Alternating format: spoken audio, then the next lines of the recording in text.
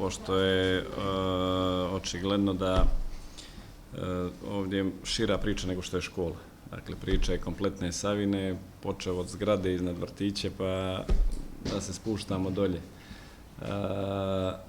Ono što je činjenica jeste da kompletna situacija je eskalirala onog momenta kada je pala nastrašnica na terasi vrtića. Naša radost. I tog momenta kada sam dobio tu informaciju, donio sam odluku da se vrtić zatvori. To je bilo u aprilu mjesecu. Pošto je škola praktično u istom potezu, samo ispod puta, tražio sam mišljenje Građevinskog fakulteta da da svoj sud o tome kolika je stabilnost ovog objekta.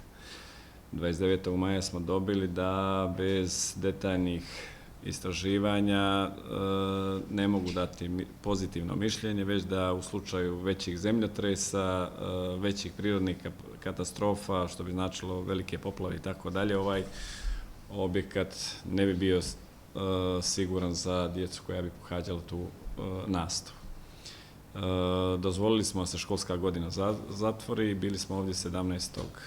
juna, kao što sam i rekao na sastanku, gdje smo rekli da školska godina u ovoj školi neće početi dok se ne utvrdi njena stabilnost na bazi nekih preciznijih mjerenja. Iako smo i tada imali uvjeravanja iz raznih dijelova sistema da je ova škola ista 30 godina, da je njena bezbjednost danas ista kao 84. godine ili 82. i tako dalje, ali jednostavno nisam htio preuzeti tu odgovornost na sebe, niti sam građevinski inženjer, niti imam neka znanja o tome. Nakon toga dobili smo nalaz, odnosno mišljenje sudskih vještaka, ovako kako je potpredsjednik rekao, i to je stanje što se tiče škole. Što se tiče vrtića, tu je situacija jednostavnija, manji je broj djece nego što je škola. Mi smo jaslice ćemo organizovati u bivšem dnevnom centru za djecu sa posebnim potrebama, a već se privode kraju u srednjoj školi radovi na onom dijelu koji se ne koristi, dakle desnom dependansu, da se organizuje tu smještaj preostale djece od 3 do 6 godina i mislim da smo na taj način privremeno, kvalitetno riješili pitanje smještaja predškolske djece. Ono što je na licu mjesta utvrđeno da kvalitet gradnje koji je u vrtiću Naša radost nije na nivou koji treba biti za ovo područje koje smo danas čuli da je vrlo kompleksno, da armature koje su ugrađivane su nižih profila nego što su trebale biti, da je već korozija značajno pogodila armaturu i mi smo predložili da se taj objekat sruši, da se na njegovom mjestu gradi novi objekat po novim standardima koji bi zadovoljio bezbjednost područja kakva je Savina.